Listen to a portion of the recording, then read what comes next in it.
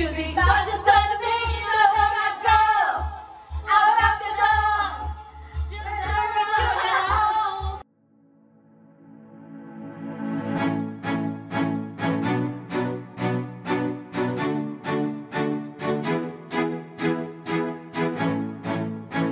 Nandito ako sa palasyo ni Ate Annie. Ate Annie! Yes! Come here! I'll show you to my friend! Alright. Ito. Si Ate Annie ang may-ari ng bahay. We are here in the conservatory, which is not really good. No! Ate! Hindi pa ba really good to? Ang ganda ng bahay ni Ate Annie. Magulo. Hindi siya magulo. Ang ganda ng bahay niya. No! Yung mga bahay niya magaganda. Nako.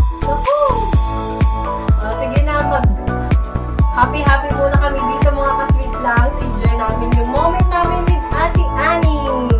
Thank you Ate Annie for inviting me. Ano mo sila yung... Oh yeah. Yeah. They're singing na. Ano ba ang kanta na yan? Touch by touch. Touch by touch. Yeah. So, nagkakaroke kami dito mga ka-sweet langs. And, nandito kami sa bahay ni Ate. So, may mga plants siya inside. And, sana magkaroon ako ng ganitong bahay. Ang ganda ng bahay niya. Sa likod ng bahay niya, may farm. It's a farm actually. Maluwag yung ground niya. And, I'll show you. Yeah.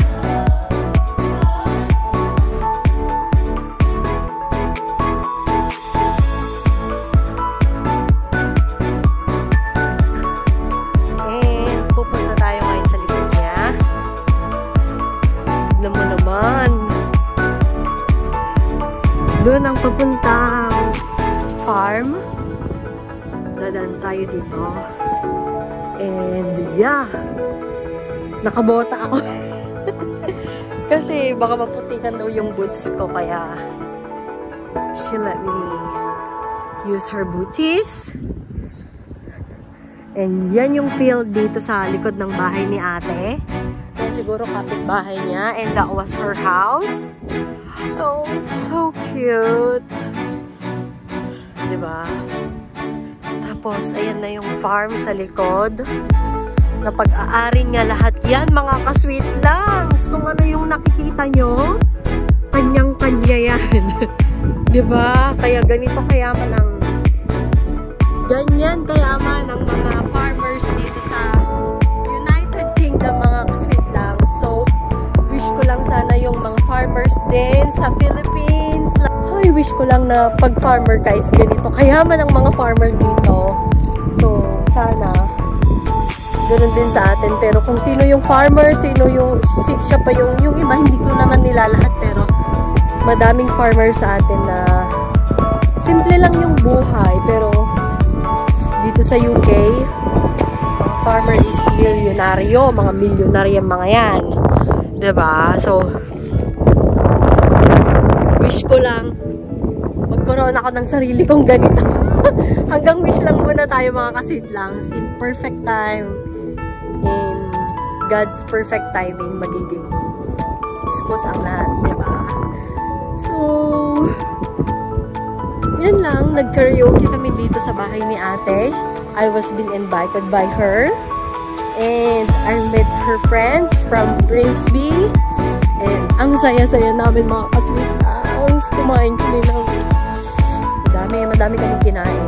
Chon, fish, we have soup, sinigang, and everything. Yeah.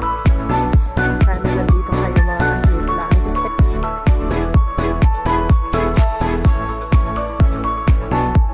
It's the kitchen, mga ka-sweet langs. And everybody's having fun. Diba? Oh, may singer tayo, may dancer pa. Ano pang hahanapin nyo? Diba, kuya? Oh, yeah. You're my on-time lover. Do it just to do it anyway. Like there is no other.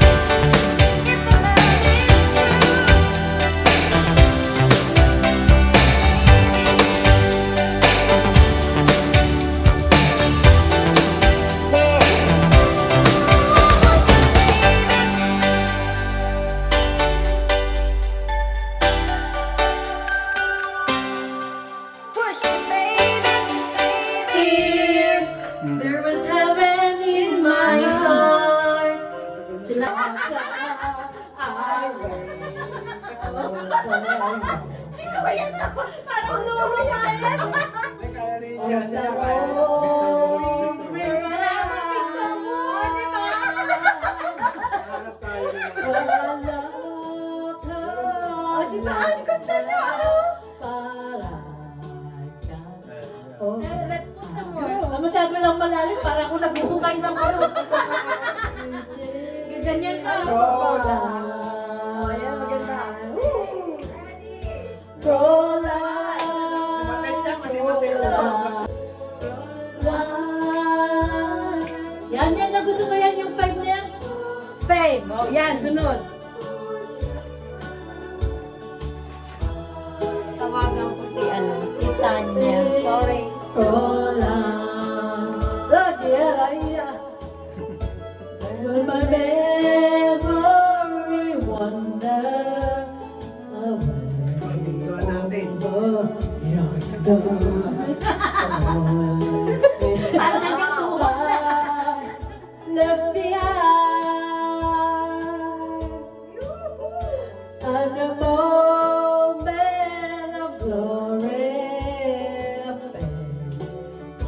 comes before. wow, that's a nice The voice. face of my dreams. Ito sound yan, yan.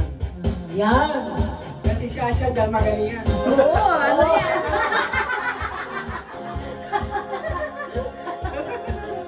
May sayaw pa nga ito dapat eh. Dami na ako nakayang isda. Sing and dance yan. Mapagutom.